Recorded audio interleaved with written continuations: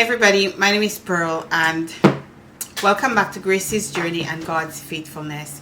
Today we're going to talk about when I saw Grace next. After the C-section was done, they took her away. I did not see her for the rest of that night. I was able to see her the following morning. I was so eager to see her. I couldn't wait to see her. The next day I went to the NICU to see our baby. That was the first time I saw her after she was delivered.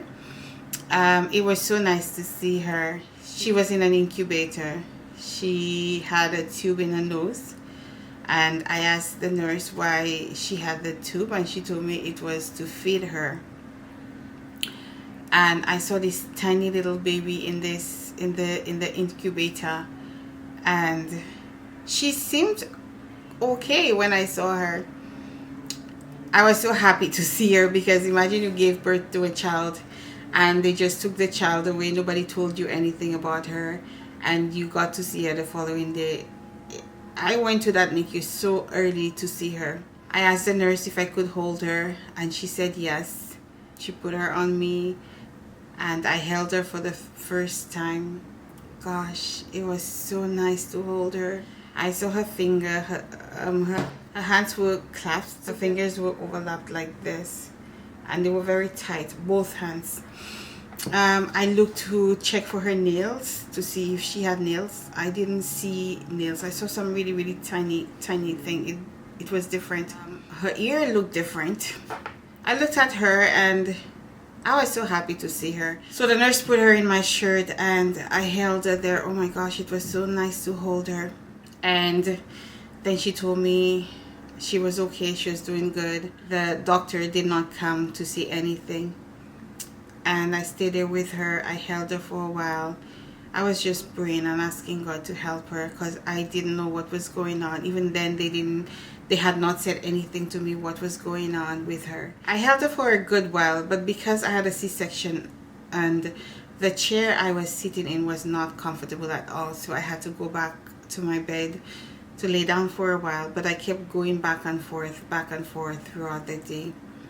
I got to feed her for the first time. It was gravity feed, and what gravity feed is they put she has a tube in her nose and they take a syringe and they put the milk in the syringe and they connect the syringe to the tube, which you will see in the picture, to the tube, and then you hold it not too high, because if you hold it too high the feed would go through too fast. So you had to hold it at an angle where it would go down but not too fast, slowly.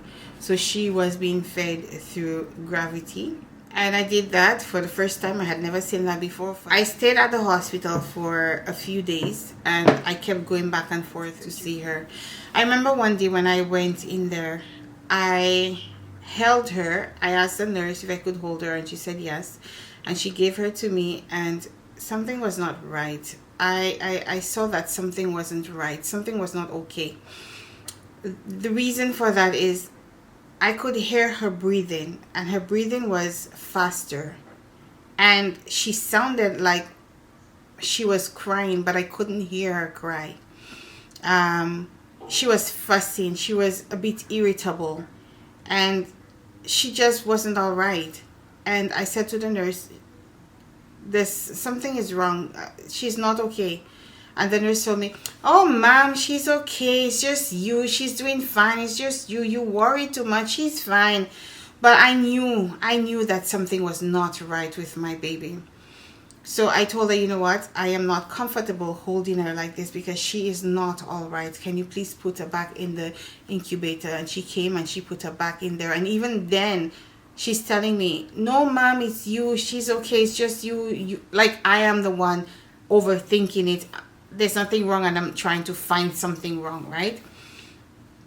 And that was the 6th day, right? And still then, I had not seen a doctor. Usually, you would find a doctor during rounds. I never saw a doctor during during the day. I was still in hospital. I stayed in hospital for 5 days. No doctor came to my bedside to explain what was going on. The only person I saw was the nurse who came to give me my meds, to check up on me. And when I went to the NICU, I saw the nurse who was taking care of Grace for that day. Nobody told us, till then, nobody told us what was going on. I remember asking for a doctor to tell me what was going on, and the nurse would say, well, the doctor is not available. Every time I asked for a doctor, they would tell me the doctor was not available. So on the 6th day, I saw that she was not okay. I asked to speak with a doctor. They told me the doctor was not available. They dismissed it. It was me who was thinking too much. There's nothing wrong. I was looking for something. And I let it be. I went home late that evening, but I was really worried about Grace because I knew something was wrong. When I got home, yeah, we were talking, and I was telling my husband, something is not right with Grace today. Something is wrong. And my husband said, yeah, she didn't look her usual self. It's like something was not right. So I went to bed. Next day, my husband told me, you know what, you've been going to the hospital every day. You have a C-section, you know. You haven't rested. Take some time today to rest, and you'll go to the hospital later. I said no. Within me, I just couldn't do it. Because there my child is lying down in an incubator at the hospital. The night before, when I saw her, the day before in the night, she didn't seem okay. And for me to stay at home, I was like, no, I need to go. And he said, take some time. You need to care for yourself too, because she needs you. I understood what he was saying, but as a mother, you have that mother's instinct where if something is not right with your child, you can feel it. You can tell something is not right, even if you may not be able to explain it. But to you, something is not right. I said, you know what? Let me call the hospital first. And then he said, okay, I'm going to go make you something to eat. So he went to make me breakfast, and I called the hospital. When I called the hospital, the nurse told me, Mom, something is not right with your child. She's been sick all night. Honestly, I couldn't listen, because I told them that the day before. The whole night my child was sick. The whole night. Nobody picked up the phone to call and say, you know what, the baby is not doing so well. You might want to know, or something. Nobody called us. Absolutely nobody called. During labor, nobody told us what was going on after the child was born. After she was born, I stayed in hospital for 5 days. Nobody told us. When I asked to speak with a doctor, the doctor was not available. When I brought to the nurse's attention that something was not right with the child, she told me it was all in my head. The whole night she was sick. Nobody called. Nobody let us know that something was not right. When I heard that, I just hanged up. And I called my husband. I said, something is not right with Grace. Grace has been sick the whole night. And I jumped into the shower. I just ran. I even forgot I had a C-section. To be honest with you, I wasn't even thinking of that. I just ran into the shower. I took a shower.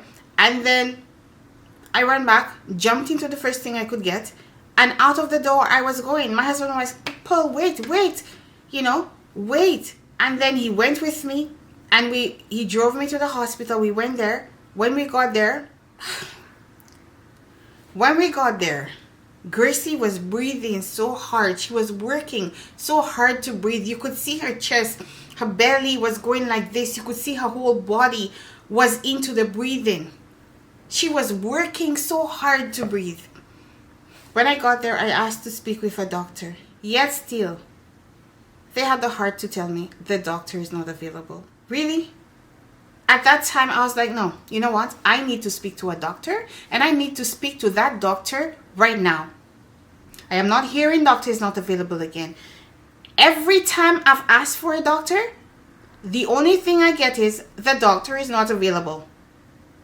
My child is sick. She's been sick the whole night. From the time she's born, no one has come to explain what is going on with her to us. No one has explained anything to us. Right now, she's very sick, and she's been sick the whole night, and yet still you're telling me a doctor is not available. I don't want to hear a doctor is not available. I want to speak with a doctor right now, please. So when I said that, a few minutes later, a doctor appeared. He came to me and he said, Ma'am, I'm so sorry. Your daughter has been sick the whole night. So I asked him, what is wrong with her? He said he doesn't know. It might be an infection, okay? And he said to me that they had arranged for her to be transferred to another hospital, a children's hospital. I was very happy to hear that my child was finally leaving this hospital to go to another hospital. That hospital I had heard so many good things about that hospital, good reputation. So I was like, you know what, thank God. I started to text other people. The child was sick. She was going to be transferred to another hospital, so please pray for her. I texted everybody on my contact list, and people started to pray. When prayers go up, blessings really does come down. It's not just a saying, but blessings does come down. So we stayed there from morning. They told us they had arranged for the transfer, and late in the evening transportation came. They came to transfer her to the hospital. When they came, they gave us direction to the hospital. They told us to go ahead because they have lights and they would get there before us. And when we got there, we had to wait for them, and then finally we saw them coming. And when I saw her, I went to her and they told us we had to wait in the waiting room and they would call us after when she was settled, assess her and do everything that they had to do before, and then they would call us. When they were ready, they called us, they registered us, they gave us the tag, the name tag and everything. And then we went in to see her. She had oxygen. She was really working to breathe, and we saw her and we prayed and asked God to help her to take control. And we went home.